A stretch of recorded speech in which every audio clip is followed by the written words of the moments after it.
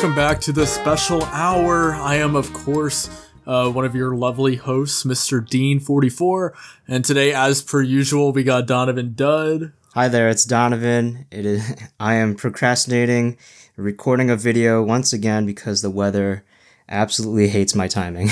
Well, I'm pretty sure what you are doing right now is recording a video technically. Oh yeah. So I'm being super productive as usual. And go ahead and tell the people a little bit in case that they've never seen us before what you do on the internet. Oh yes. Usually you can find me on the DonovanDud YouTube channel where I do gaming retrospectives, reviews, and discussions, and the occasional gameplay video, and maybe a little movie video, maybe on Transformers or something.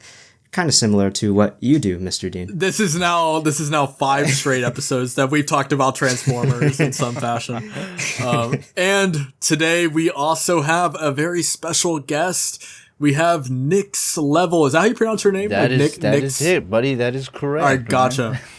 What's up? Thank you for coming on. What's up, guys? How are you all doing today? Do I have to be high energy or I'm? Yes, I'm doing great. I'm so excited. I'm using that. I'm not used to it. Today we're gonna be. I can get kind of loud, but you did hi, it guys. pretty well. Just like how are you all doing? You just like today? turn into a vlogger. You just like start yelling into the camera. Yes, no, I'm doing great. I literally just got back from an appointment, so I'm low energy from that, but I'm so happy that as soon as I joined this call, it's right back through the roof. I'm like bouncing in my seat right now. I was just watching another podcast before this, and they talked so mellowly. Is that even a word? So quiet, and it was kind of soothing to my ears. Mellowly, yeah. Mm-hmm. Anyways, so Nick, what do you do on your channel? My name is Nichslvl. What I do on my channel is I focus on a lot more Nintendo nostalgia, not so much as reviewing video games, because I've never been really drawn to that. I don't know. We could probably get into that a little bit later, but more so like I guess just nostalgia based stuff. Like just looking over old concepts and old like consoles and stuff. But it's mainly all around Nintendo. For the most part, Gotcha. Back in my day. I I guess like just in general, how long have you been doing YouTube? Because I know you've kind of been around the block probably longer than me and Donovan have, or at least like your current channel. So what's funny is I went by another name back in 2020-ish, 2021 when all the shutdowns and all that stuff happened, and that's when everyone kind of got around to being on the internet and trying to be content creators, right? That's kind of how I got my kick into it. It started off of Twitch, and then I was like, I've always loved YouTube, so let me start up doing YouTube. Originally, the channel was going to be me, how do I say, cut down videos from my streams, from my Twitch streams, onto the channel, and then some stuff happened, and I went through a whole brand identity change and whatnot. And I want to say about 2021 is when I stopped doing Twitch, and then I started doing more just Nintendo-based stuff. And I used to post a lot of going to retro video game conventions and card conventions and stuff. I really enjoyed doing that, and I'm probably going to be doing that soon again.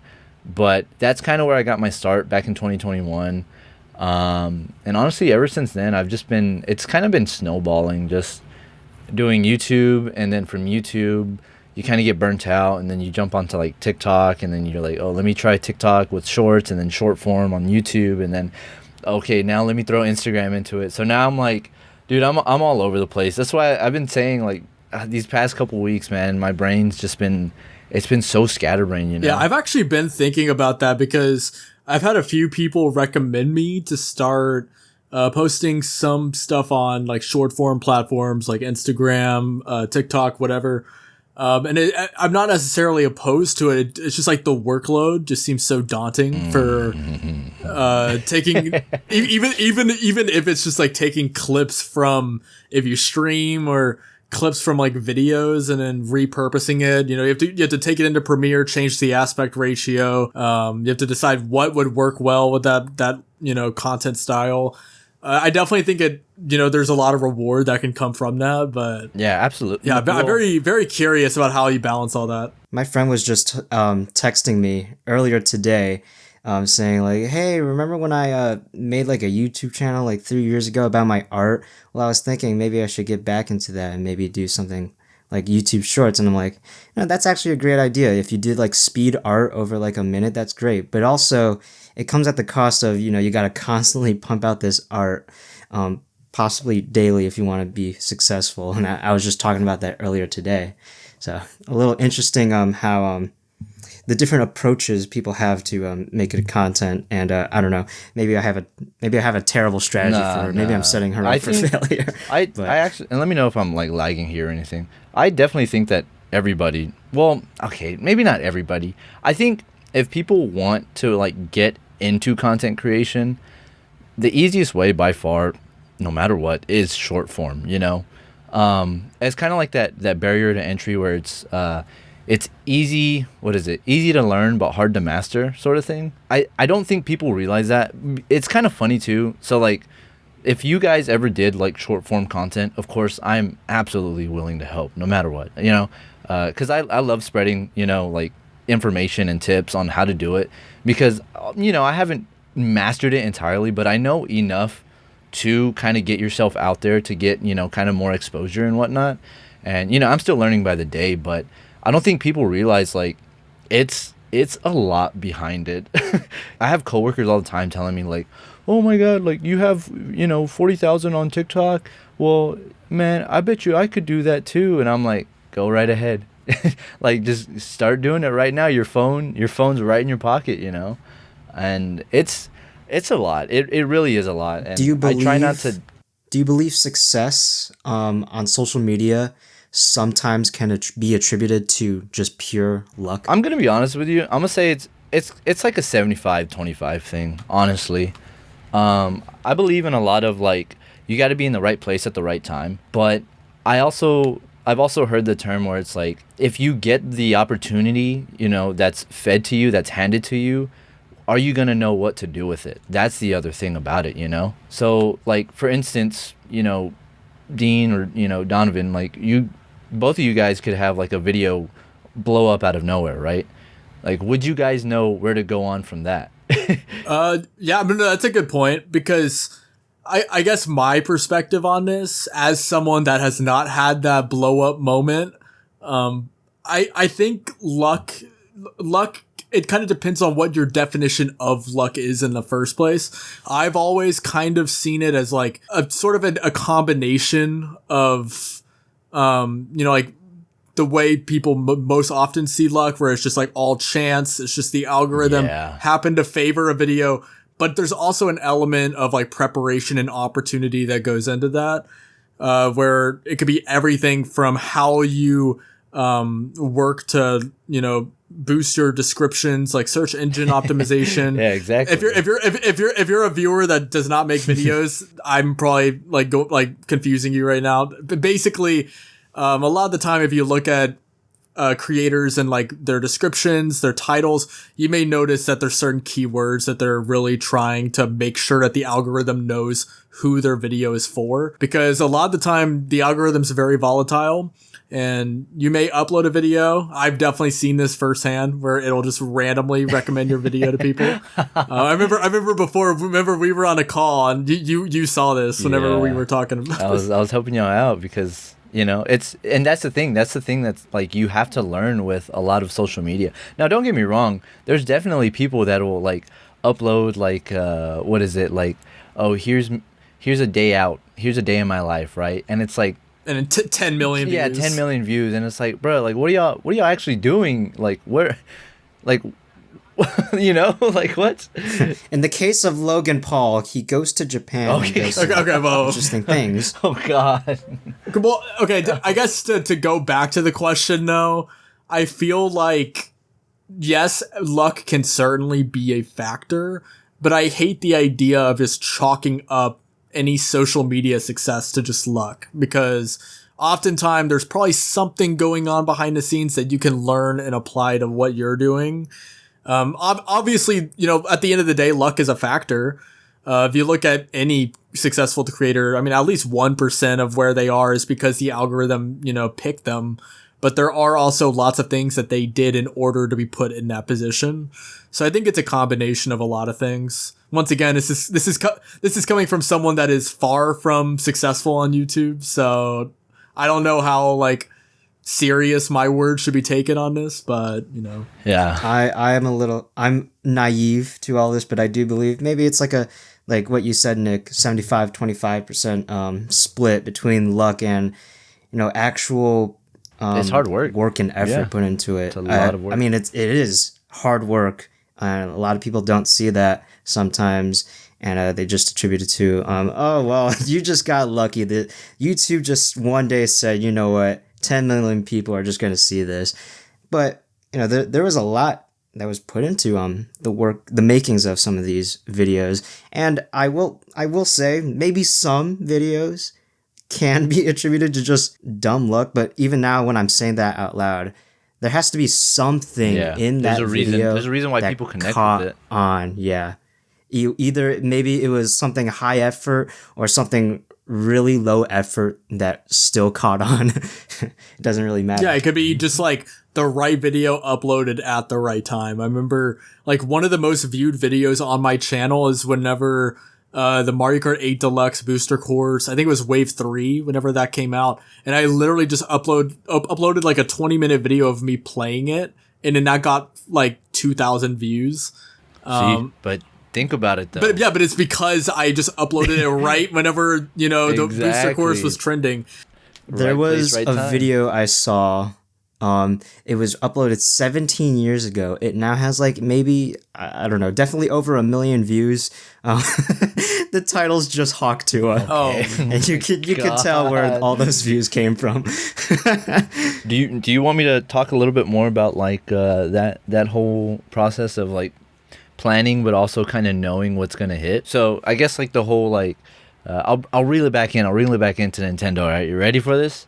yes. So you guys have seen the moldy Mario, right? Oh no, you guys didn't say yes. Moldy Mario? Yeah, the white Mario plush. Let me Google this. Yeah, just look up moldy Mario, and you'll probably see possibly. Oh yeah, I've seen this. So yeah, I saw that video. A funny story about that guy. So that's like my most viewed video on my channel. That's kind of what people start to like notice me for. What's crazy is that I kind of planned on that video like doing big numbers because it was. I think one thing to know is that it's kind of hard if you're doing a lot of retro nostalgia Nintendo stuff. I usually watch that stuff on a daily, and it's more so like people going out to a flea market or going out to a garage sale and it's like, oh, we found this game for this much money. That's kind of the content that I like to watch a lot, because personally, you know, I like to go to garage sales and flea markets and stuff. But it's kind of hard when you see like big creators getting huge numbers, and then you see like, oh, the retro video game niche, and it's like the same like maybe 10 creators that are making, you know, the same content just day after day, and you know, the max they'll hit is like 20,000 views or something, like 40,000 views. Like, you know, that's a lot. But it's also kind of like, in retrospect, like that's kind of small compared to like these bigger creators, right? But the moldy Mario was kind of like blowing up on Twitter. It always makes its rounds like every other, like, I guess like every 6 months or so. Like people will bring it up. They're like, oh my God, how do I buy this Mario? How do I buy this Mario? But it's so rare. Like the weird Nintendo plushies. Yeah, exactly. Yeah, exactly. And so like one of those Twitter accounts, I'm pretty sure like probably set the fire to it, and it blew up. It got popular out of nowhere, right? And so I was like, wait, I'm already making a video about this guy because, you know, I kind of collected the whole set, and it's like one of the rarest, like most expensive, whatever, blah blah blah, right? I remember I replied to a Twitter post because there was a Twitter account called Moldy Mario, and everybody was just following it like just like crazy, like over like 2,000 followers in like less than a couple hours. And I posted a picture to it, and I said, hey, like, I've got the full set right here. And I think they, like, followed me back or something, or they liked it. And I said, don't worry, there's a video coming out tomorrow. And surprisingly, I had it already, like, you know, ready to go, rendered out and everything. So that first day, did you, like, time this properly? That's where it's like partially the luck involved, but it's also like I was ready for it. So I replied to them. I'm like, hey, like, you know, video's going out tomorrow. stay tuned. And as soon as I posted it the next day, which is I always post on a Friday, I'm pretty sure I tagged that Twitter account. They reposted the video. That video got shot out to like, you know, thousands of people already. So by the first day, I think I had hit like maybe like 10,000 views on the video. And I was like, oh, this is. And how big was your channel whenever you uploaded that? Dude, what was that? That was at the beginning of 2024. So I think I probably had just barely hit like maybe 2,000, 3,000 subs or something. So you like quadrupled your subscriber count in one day? Yeah, I think that video got me like maybe like a good quarter chunk of my subscriber count right now. Oh, that's sick. It's kind of crazy. I think people don't realize like a big video like that, when it comes to a smaller channel like ours, if you have a video do that well, there's always like a 10% return of subscribers. It's kind of weird, but it's kind of like a good like maybe 10% to I guess like 1% if you hit 100K or no, I think it's 10%. Yeah, it's more like a 10% return in subscribers. It's so weird. I'm getting into the analytics again. Steer me off course. Go. Taking notes.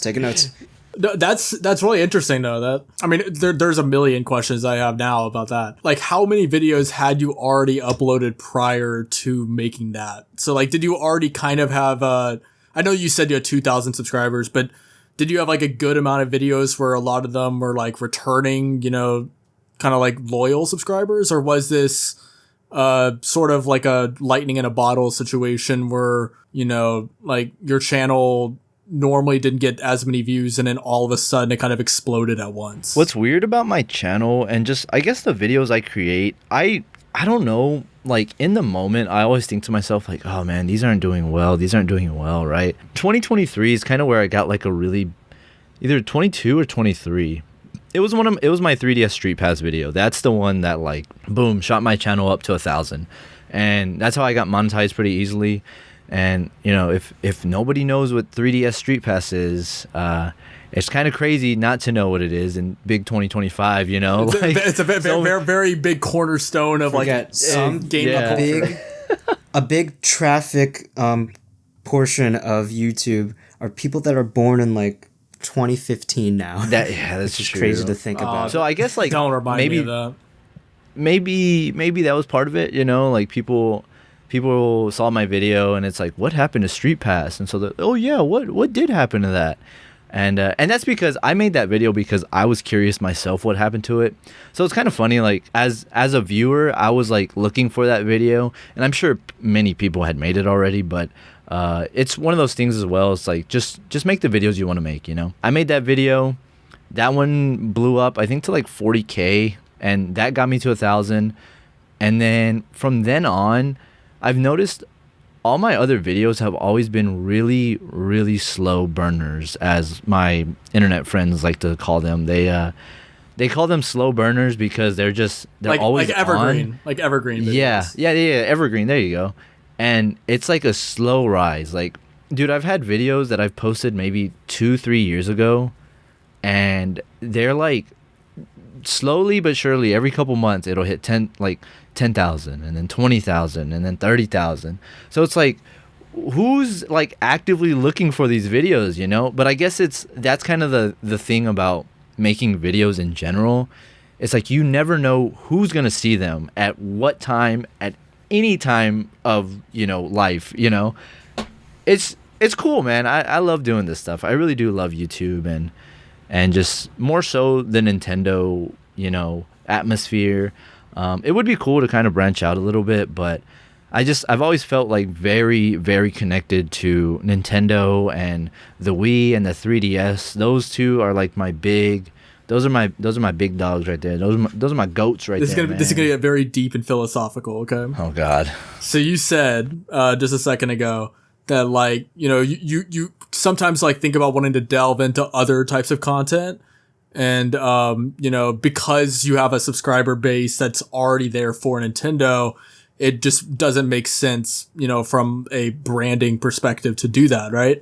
So as a creator, how do you think it's best to draw that line between uploading certain types of videos that have a sort of expected performance that you're going to get out of them versus trying something new and maybe it'll work, but maybe it won't. So for example, maybe you're a channel that uploads, I don't know, like unboxing videos and you've been doing this. Like what? Labubu's. Yeah, like yeah. You're so you're doing Labubu's, yeah. And then you've been doing that for a year, right? You get 500 views per video, which you're not upset about, but like in the back of your head, you're like, maybe if I tried something new, maybe it would do better. But you also have that feeling that's like, maybe if I try doing something new though, some of my subscribers will leave the channel thinking that I'm just like abandoning that content and then it will kind of fall flat on its face. So that's just like a completely unrelated just example. But where do you think that line should be drawn between uploading like what you've been doing and what kind of feels safe in terms of like, performance wise on your channel versus trying a new type of format out, even if it's in the same medium, just like, trying a new style. So basically like breaking out of the box pretty much. Kind of, like trying new ideas out. Yeah. So what's kind of crazy is my channel's kind of going through that right now. I said at the beginning, I don't really care too much about like game reviews and stuff. That's personally just not what I've really been into. And so I'm always trying to find something that is, revolving around retro nostalgia Nintendo, right? And where I've talked about like, oh, the Netflix Wii disc or the DS download play on the DS's, I like focusing a lot more on that stuff. And so instead of me doing a full video of like, how do I say it? Like the PNGs and stuff popping in and out. And let's look at the entire history of this one item. Although that stuff is cool to research and it's cool to make, I kind of started to realize that my personality doesn't really show a lot in those videos. And I think from y'all just talking to me like beforehand off the recording and stuff, I'm not sure how familiar you guys are with like my content or my streams and stuff, but there's a fairly big gap between who I put myself as on my main channel versus say like my streams and stuff. And so I've kind of found it a little bit more relieving that I'm making videos where I can make some jokes and stuff and kind of be myself and without like having to worry like, oh, are my old subscribers gonna like this or is anybody gonna watch this? Because there is one thing I've noticed, and once again this is like jumping into the analytics and stuff, blah blah blah, but each video stands on its own. And it's kind of crazy to think that when you see channels with big subscriber counts and like, this is why I subscribe to you sort of deal, right? But each video stands on its own. And so breaking out of this so-called box, I don't think it should ever be like a worry to anybody. It's definitely something that is, worrisome, but it shouldn't be something to be worried about, especially if you enjoy making the content. I think at the end of the day, that's kind of what it should be, Yeah, well, and I feel like people can always kind of tell if you're making what you don't genuinely want to be making. Yeah, and I guess it also makes sense where it's like if you are an established channel and people are subscribed to you more for your personality than specifically what you upload, then it's probably easier to get away with experimenting, things out. But I also never really thought about that, how each video stands on its own. I definitely think that there is truth to that because there's been times where I upload something that's just completely detached from my channel and then it ends up performing really well. Yep. So, what happens. Yeah. All right. So, Donovan's video? Yes. Like back to what Donovan was originally saying though about collecting. What's your favorite piece in your collection? Because I feel like all of us have like a favorite little trinket that we all have in favorite our extensive game collections. It's almost as if this was or pieces planned to talk about. I'm looking at my collection right now. I honestly, and I know this is gonna be. It's pretty obvious. Okay. I have two favorite pieces. Okay, game device wise, game console wise, it's my new 2DS XL Hylian Shield. I Do you guys know which one that one is? Ooh, I know that. It's got the crest on it, and it's like embossed. Its cover is like a little bit raised, right? Yeah. It's exactly like the Hylian shield, and like Yeah, I know what it is. I regretfully do not own it. So I wish I don't blame you. This thing is expensive, dude. It is. It is. How much did you get it for? Okay, I spent up a little bit on it. I paid up a little bit because where I bought it from a convention. First off, that's one red flag. The second one, I guess, is a green flag. Is the vendor? I kind of knew him because I've met him before, and just kind of good pals and stuff. So I'm always willing to support a vendor friend.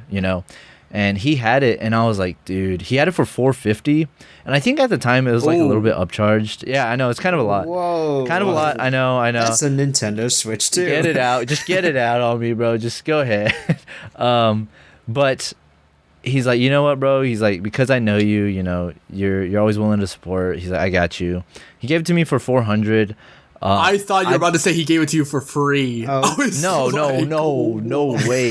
He's like, I still got to make my money, bro. Hold on. But no, I spent $400 on it. Was it a little bit much? Maybe it was a little bit more than I probably should have. Probably, but in the end, I already have it. I have it. It's in my collection. I love that thing. I show it off in the videos a lot. Because it's just so beautiful to look at, dude. It is so freaking nice. Yeah, no, I don't blame you. I feel like life's too short. Like if there's something dope like that, and that you have a golden opportunity to get it, I say go. And you can afford it, I say go for it. I personally own like a special edition 3DS XL like Yoshi, but it was like a regular 3DS model, and I always wanted as a kid to upgrade to the new Nintendo 3DS XL model. And I remember specifically wanting the Super Nintendo edition of the new 3DS. That always I want that so me. bad. That one is nice, dude. Maybe a year ago I looked at it. Price was maybe like $200, something like that. Don't even look it up now, bro. Don't even maybe try to I am look it happy up with now. my 3DS. It's probably like add an extra 2 zeros to it now. Yeah, well, not 20, maybe like add like another 200 to that. I will say those, dude. A lot of the 3DSs right now are going up, and I I try not to stroke my ego a little bit and be like, maybe it's because of me. But I make so much 3DS content on TikTok and just shorts and stuff. I kind of feel like I do drive that. And it's kind of hard because like now I can't even find the 3DSs for a good price. And so I've kind of learned to just kind of live. It's all your fault, Nick. You're the reason why I can't buy my Super Nintendo 3DS it's XL. not me, but it also might be me. But yeah, no, I love the 3DS. Although that one's not a 3DS, the new 2DS XL, that's one of my favorite pieces. The other favorite piece that I have is the Moldy Mario. That's the one I've made my videos on. Blah blah blah. I have two of them. 2 of the Marios, 2 of the Yoshis, 1 of the Princess Peaches. People get mad when they see I have multiple. Are you raising the prices of those as well? I don't know, man. You might have to check eBay one of these days, and you might. Just everything that Nick ever buys he's just driving up the price of it. Apparently that's one thing that Scott the Woz is able to do. I was reading up on it a lot. Someone had asked like on Reddit, why is Tomodachi Life so expensive? And someone was like, well, last year or 2 years ago, Scott the Woz made a video on it, and pretty much everything that he makes videos on, just expect the price to just shoot up, by like 25-30%. Even like Fling Smash and like just the random like WiiWare games. I'm pretty sure even so that's actually Let me look that up right now. Fling Smash. It's kind of a bad. Isn't that bad one with like the monkey on the cover? I don't know. I just know if that's like one of the games. It has like a ball. And like Chibi Robo Ziplash, like I don't know, just all like the random. Oh, I know Gex is a big one that he always. Oh God. Brings up in his videos. Wait, have you guys ever played? Good Gex, news. though? Fling Smash is like $4. Okay, never mind then. Maybe it's more the weird, random, rare like Nintendo games. What was I gonna say? Oh. Wait, have you guys ever played Gex before? I've not played Gex. No, but I know of it. This is a serious question. It's a really goofy game. I used to play that a lot as a kid. It's a what is that? A GameCube? No, that's Nintendo 64. PS1. Yeah, Why PS1. Why did I think that was on the GameCube? It's like the Geico lizard, but if it was like It's funny yeah, and it's just quirky. a goofy, quirky game. But yeah, no, that's like a little bit of an issue as well when it comes to like Nintendo retro gamers and stuff. Well, I guess just retro gaming in general. Apparently, like people have big issues with the bigger like creators that do these are the top 10 hidden gems for the Dreamcast or something, right? And then, you know, they post their video, people go out looking for that game, they drive the price up even more. But the supply isn't there to meet the demand, so the price exactly goes way so up, yeah. just boom. You know, no one cared about Earthbound initially, and now it's like one of the most coveted Super Nintendo games of all time. Earthbound used to be it used to be in the clearance bins. That's what I used to hear about it. It used to be in the clearance bins. Because this game stinks. Have you guys ever played Earthbound? I've played a little bit of it. I've never beaten it, but I can tell it's a great game. It's a long game. I know but the it's story. So funny, man. It's a really good game. Yeah, I found like the writing and the characters to be really endearing. It's just I don't know. I have a hard time. I'm gonna sound like such a stereotypical white blonde YouTuber right now who doesn't RPGs who doesn't are bad. I'm like your stereottypical white Nintendo YouTuber that doesn't play JRPGs. I know. I don't know. Okay, but I'm open minded though. I actually am open minded. It's just like I try. I'm just gonna stop talking. Can I be honest with you? Only the RPGs with Mario. Super Mario RPG. Have you at least played that one though? Yeah, I've played the Mario RPGs, which just makes me fit the stereotype even more. Okay. Oh, you're fine then. You're Something fine. that I do want to add to my collection, you know, on the topic of Earthbound, Mother 3. Yeah, I can't read Japanese, so I have to resort to playing the fan translation on a Game Boy Advance emulator. But I'm a stinky little collector, so I was wondering one day, is Mother 3 fan translation, did someone put that on a GBA cartridge? And they did, so I really want to buy that and plug it into my DS Lite. But there's a caveat. I want to have the box as well. The Mother 3 Japanese box, because I'm weird. Wants his cake, or he wants to have his cake and eat it yeah. too, bro. I've been looking on eBay, Mother 3 box and game manual, no game included. Really weird and specific search. I haven't been able to find it. I will find it one day, and I will have Mother 3 in my collection. You're talking about the English? Like an English box? Like fan-made English box? Or no. Like I want the I'm super picky. The fan translation cartridge, and I want the authentic Japanese box. You can't just find it like loose? No. Donovan, this amount of virginity in this call cannot be healthy. Oh my god. I'm so picky.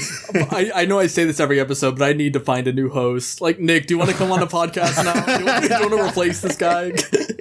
Okay, so I want to go back to something that you said earlier, because I just want to make sure we don't forget to talk about it, because I think it's really interesting. So you said before that you don't really review games because that's just like not your thing. So what do you mean by that? What is it about reviewing that you don't find very fulfilling? I don't know, dude. I play games. I really do. I promise you I do, guys. I do play games. But it's just I can't really put my finger on it. I don't really, I guess I can't even really watch game reviews either, because one is the way my brain is set up is like, oh, I don't want to spoil this game for me if I play it. But then I kind of will like see, so like say for instance like Ant Dude, you guys know who Ant Dude is, right? Yeah. Okay, so he does like a lot of, you know, game reviews and whatnot. But I don't see myself sitting down and like watching someone else's opinion on it, because it's kind of like, well, why don't I just play it myself, you know? Like, that's kind of how I feel about it. And so I tend to think like maybe my opinion doesn't matter on a game that someone else should play for themselves, you know? But I will say, well, I guess a retrospective is the same, isn't it? No, because retrospectives and reviews kind of serve different purposes. Because, at least to my interpretation, reviews are generally meant for, like, should I buy this game or not? But retrospectives is more to kind of plead your case for, like, you know, maybe certain things about the game and why you feel that way about them. Okay, Because oftentimes retrospectives, as per the name implies, they're made years and years after the release. Yeah. And oftentimes what will happen is someone will make a retrospective. They have some really hot take that most people originally didn't agree with. But then I guess they speak about it in a convincing way. So then they just completely change the dialogue about the game. This has happened with Mario Odyssey. This has happened with, I can't think of another example off the top of my head. I just remember Mario Odyssey, like, basically the points that were brought up was like, oh, it's just a bunch of filler moons, like a bunch of other stuff. And then a lot of people that originally were like, Odyssey's the greatest game ever made, were then like, oh no, this game's overrated and it sucks. So I feel like that is a common side effect of retrospectives. I don't mean to put all retrospectives in that bin, because there are a lot of great ones, and there's nothing wrong with, you know, offering an opinion that's different than the majority. I do always personally find it a little bit cringe whenever people go about it in just like a completely disrespectful way.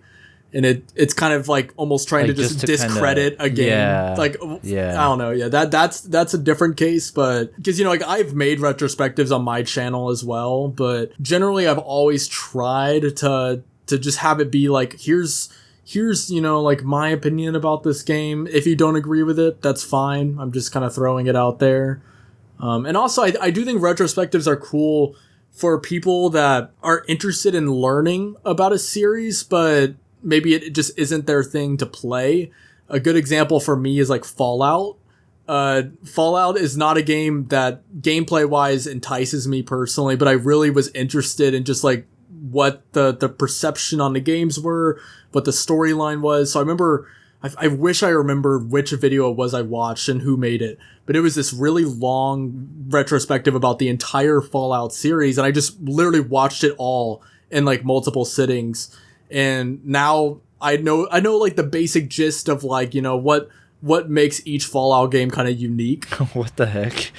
So you know the game without even playing the game? Obviously I don't know the games like on an intimate level, but I think it's cool to be able to, you know, like, let's just say you join a podcast, you're like, yo, like, I love Fallout 2. I'd be able to be like, yeah, Fallout 2 is the one where, like, civilization kind of started building up a little bit more after, like, I don't know. I think. Oh wow! So so it goes deep into it. So you're kind of like you said, learning about the game without learning the game, you know. But that's something cool about retrospectives, because, or just video essays in general, because if the person's talking about it in a coherent way and it's, you know, well paced, even if you've never played the game, you can still find yourself learning about it. Because, you know, at the end of the day, there's thousands and thousands and thousands of games out there. No one has the time to literally play every game ever made. So, like, I think there's nothing wrong with, you know, watching a video about a game just to learn about it. If, you know, especially if it's something that you just know gameplay wise isn't your thing, but you want to learn about maybe the development of it, the story of it, what fans think about it, just because it's interesting. So, yeah, I don't think that there's anything inherently wrong with those kind of videos, but I also think it's completely valid to not want to make it yourself, because another common trap that people fall into is kind of going out of their way to either fully hate a game in a review or just completely love it with no attention being paid to, like, the nuances of it. And I think oftentimes those two reactions is what gets the most views out of a review, so people naturally are inclined to do that. So, I mean, yeah, there's a lot that goes into reviews. It's just like spreading hate for no reason, you know. That's why I found it. I was curious about what your answer would be whenever you said that. Yeah, I guess it's, I don't know. Maybe it's more of like a self-insecure thing. It's like, people don't care about what I think, you know. It's like one of those things. But I guess, like, on the topic of retrospectives, yeah, I've thought about doing one retrospective. Probably because I've played the game the most, which is Yokai Watch. But yeah, no, I've thought about doing like a full on like Yokai Watch retrospective and stuff of like the first game. But I'm also kind of like, do I really want my channel to be that like, hey, I'm just gonna start doing retrospectives, guys? You know, like, just forget everything else I've done. You know, doesn't this kind of tie back to breaking out of the box a little bit? It's all coming full circle.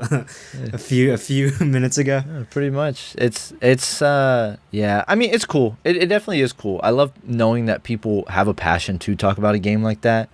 But I guess I've always been more casual when it comes to gaming. That's my whole thing. I don't know. There's nothing wrong with taking a casual approach to gaming too, because some people don't want to play a game and have to think about, like, oh, at this specific part, there's like a slight like development thing that they did to make like, some people just want to play games and just kind of like turn their brain off. And there's nothing wrong with either playstyle. Yeah, because it's the same way with movies too. For example, where people that are really into analyzing movies, they might go into a movie and in their brain all they can think about is like, okay, what's the inciting incident? What's the midpoint? What's the rising action right now? Wow. Like, wait, is that's a thing? Yeah. Oh yeah. Literally. So whenever it comes to script writing, there is that's just Rotten Tomatoes. Not to derail the podcast into cinematography, but there's various different aspects of script writing whenever it comes to writing a movie. Whether it be like the 3-act structure, some of the different like character archetypes, and a lot of the time what can happen is if you're really into analyzing movies, you kind of forget about the beauty of just watching a movie and not thinking about that. Because I remember one of my professors taught me that before. Anytime you analyze a movie, and I guess you could put the same principle for games also, you should watch the movie for the first time not thinking about any of that. Don't rob yourself of the experience of just enjoying the movie. And then the second time you watch it, that's whenever you start thinking about all those little things, what makes the movie work. So it could be the same thing with a game too. Maybe we're recording this right as Donkey Kong Bonanza comes out. So maybe if I wanted to write a video essay about Donkey Kong Bonanza, before I start my script or anything, I just play through the game, and just kind of soak in it. I'm not thinking about why the game works. I'm not thinking about why the game is so good. I'm just having fun. And then the second time I play through the game, that's whenever I worry about all that stuff. I feel like that's kind of the healthiest way to go about it. So that way you don't lose that like relationship with art at the end of the day, because it's really easy to just like kind of hyper analyze everything and then get robbed of the joy of just experiencing it. That kind of makes me think of like the big creators that do like retrospectives because like there's no way they're playing through the game twice, right? Like as soon as there's no way you have the time to do that. Mm-hmm. Like an IGN review, I don't really watch those reviews because they have a deadline. They got money to money to make. They need they got things. I've never thought about this. They're required to go through that. Yeah, so I feel like those are a little bit. Like IGN is a little bit different though. I'm not necessarily saying that IGN reviews are the most authentic that you're going to get on YouTube, but what I will say about a thing like that, or like IGN, GameSpot, any of those massive like team-based channels, is it's not like one person doing the brunt of the work. Even like those big retrospective YouTubers, I'm sure, they got editors, they got people helping them. But whenever it comes to like IGN, I mean, that channel is a machine. Like they got a whole core though. At its core for like, creators on YouTube, like think about them playing a game first. Just right off the dome, they're probably instantly having to take notes about everything that they're going to want to make. Yeah, if it's your job, it isn't practical to play through the game for the first time and then, analyze it.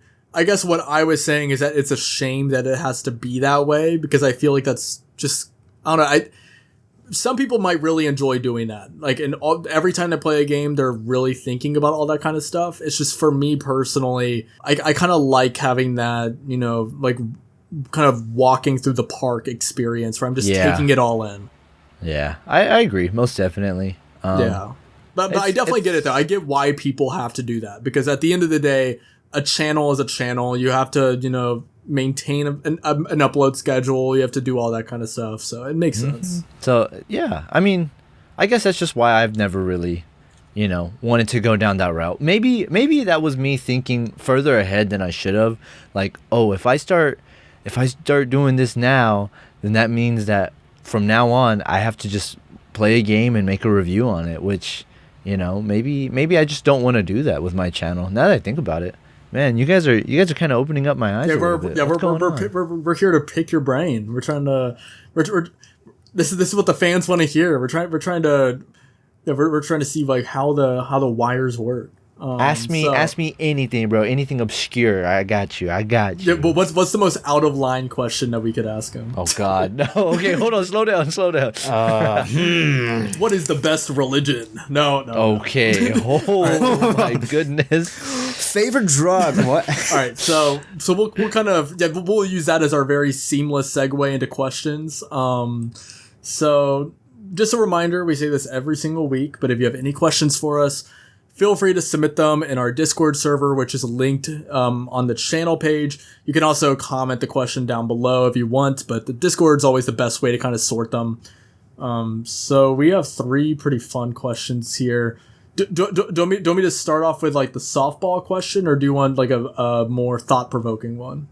Do the thought-provoking one last. We'll get deep at the end. So there's a thought-provoking one, just like a goofy one.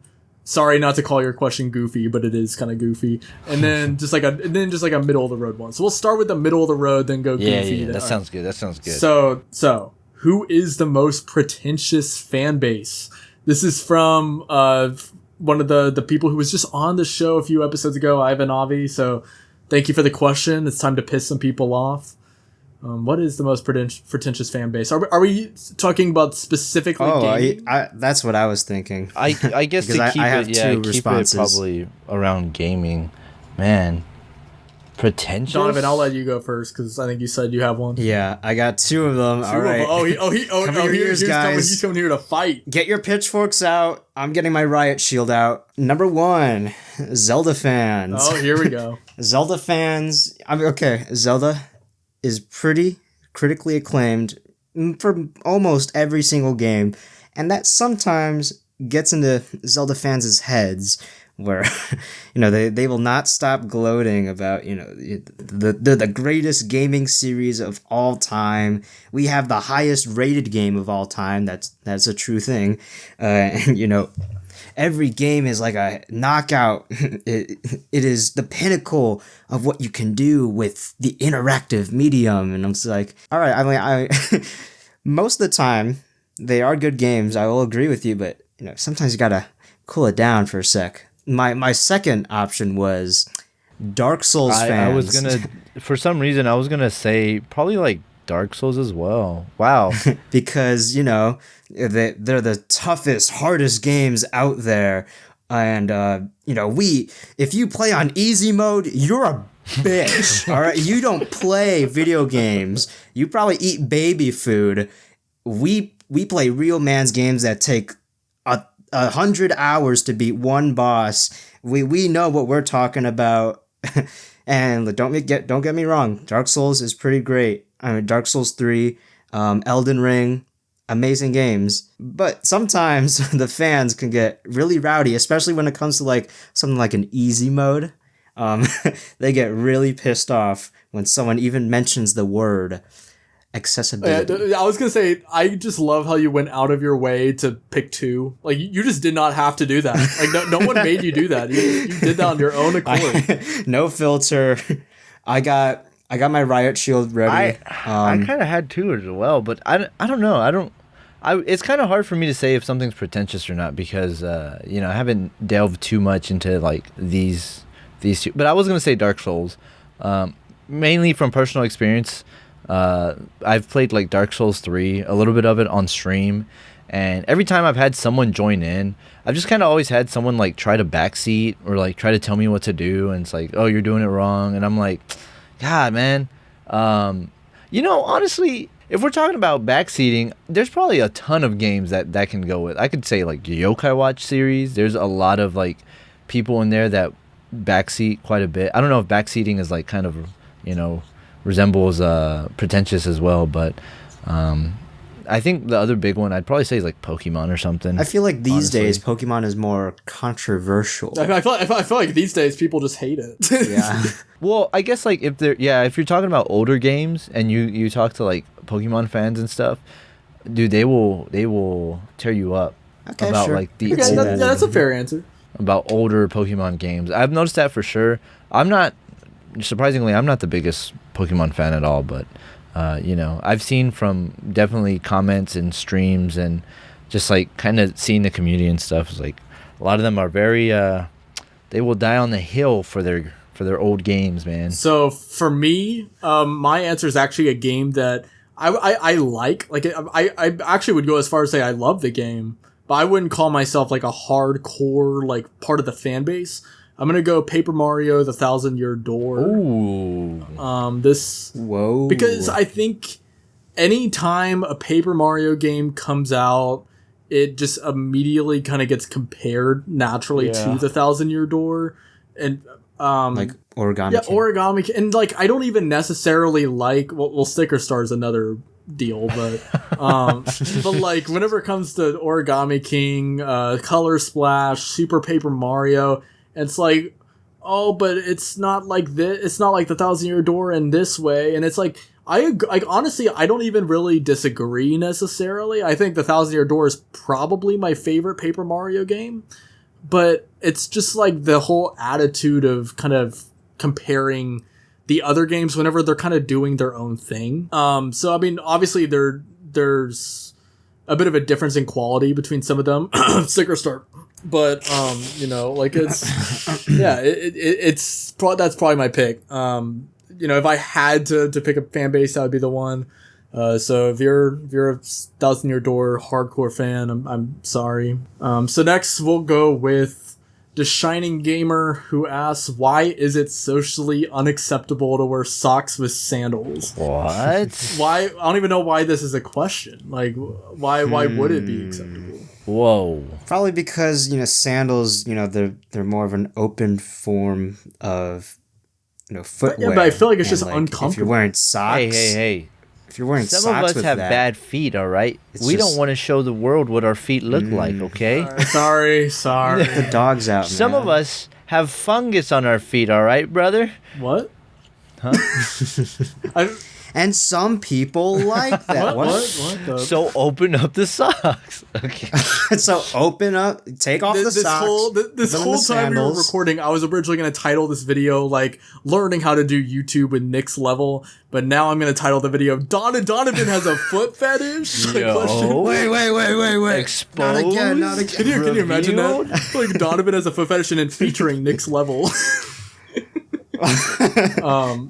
Not again. Okay, so yeah, I guess I don't know what the reason for why it's socially unacceptable. I don't even really wear sandals in the first place. The only type of shoe like that I wear is like Crocs, and I don't know, I just never wear socks with it because it just feels weird, like just like the texture of the shoe and. I think I've done that twice in my life. I don't even own sandals. And Yeah, I'm the same Crocs way. is kind of like I wear, sandals. It's well, a I have similar Crocs, vibe. but I mean, I wear socks with my Crocs. Okay, well, I mean that's just weird, but Okay, it's okay. It's cool. alright. It's all good. It's all good. Some of us have texture issues when we feel the floor with our feet. Some of us are undiagnosed. Sure.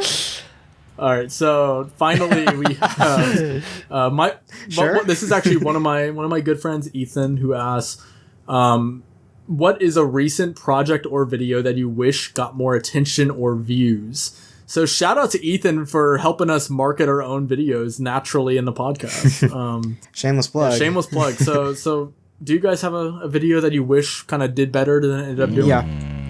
Recently, I feel like the video could have legs, just like I make most of my videos.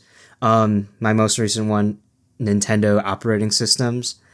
It's doing decent, but it could always do better. I just had a lot of fun talking and just yapping about how great the 3DS operating system was, and how despite its flaws, the Switch 2 operating system does still show some sparks of personality.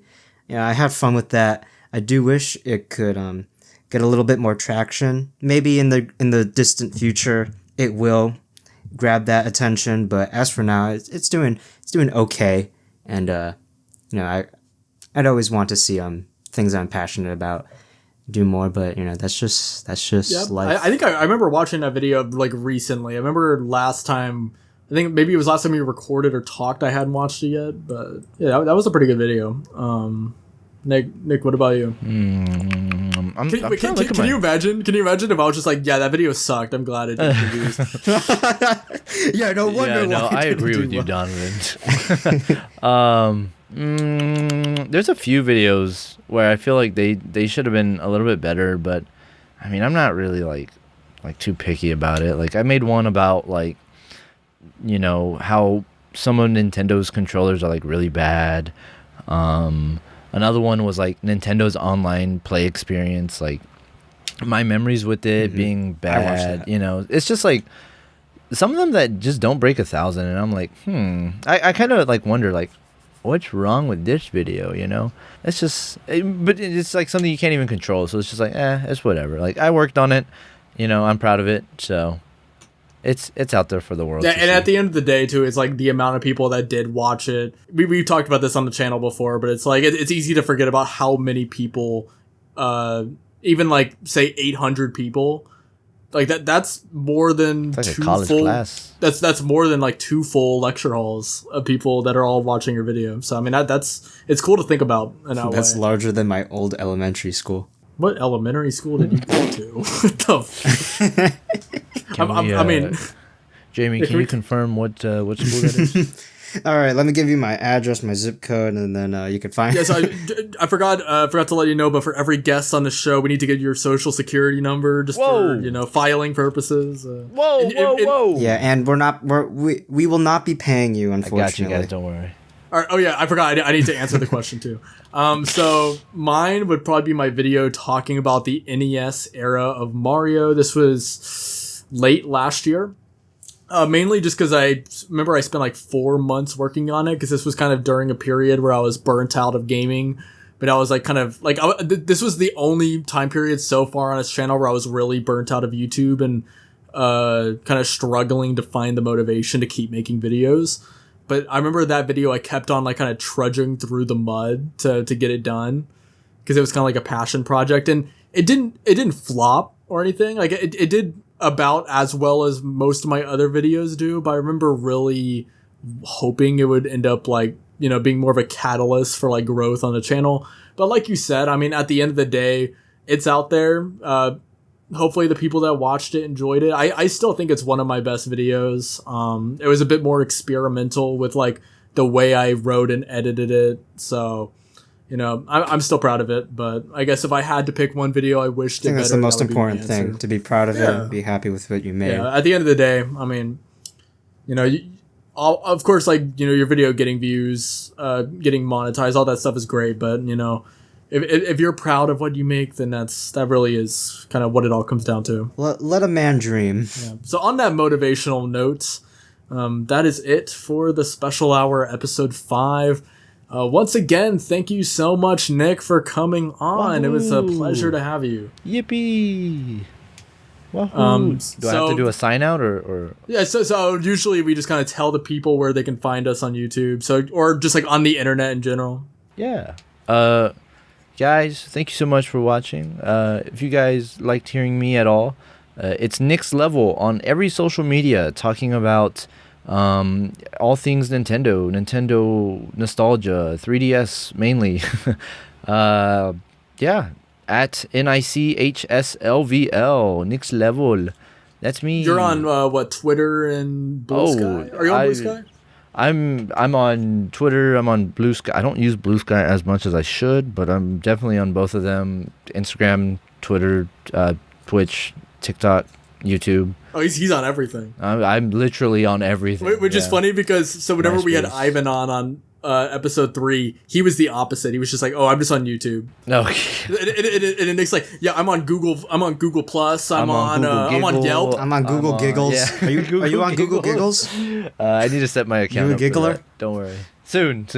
All right, so Donovan, where can the people find you at? Yes, as stated, at every episode, you can find me at the DonovanDud YouTube channel. By the time this comes out, you will see me with my friends in a car, crashing into a P-switch mission. What the what? Oh, and Mario Other than Kart. that, And Mario Kart. if I'm alive, you will find me on usually my Discord server, the Nintendo Boys, where you can interact with me, play with me, or talk with me. Or you can find me on Instagram, the DonovanDud, or on Twitter. Where can we find you, Mr. Dean? I remember this time we're not. I didn't watch the Minecraft. I movie. love how annoyed you sounded whenever I asked you. I was like, "Where can people find you?" And you win like, as I say every episode, you can. So if you liked my voice at all, you can find me at MrDean44 on YouTube. I'm also on Twitter, Blue Sky. I have a Discord server as well. And yeah, that's pretty much it. So once again, thank you everyone for watching. Hope to see you in the next episode. And have a great rest of your day.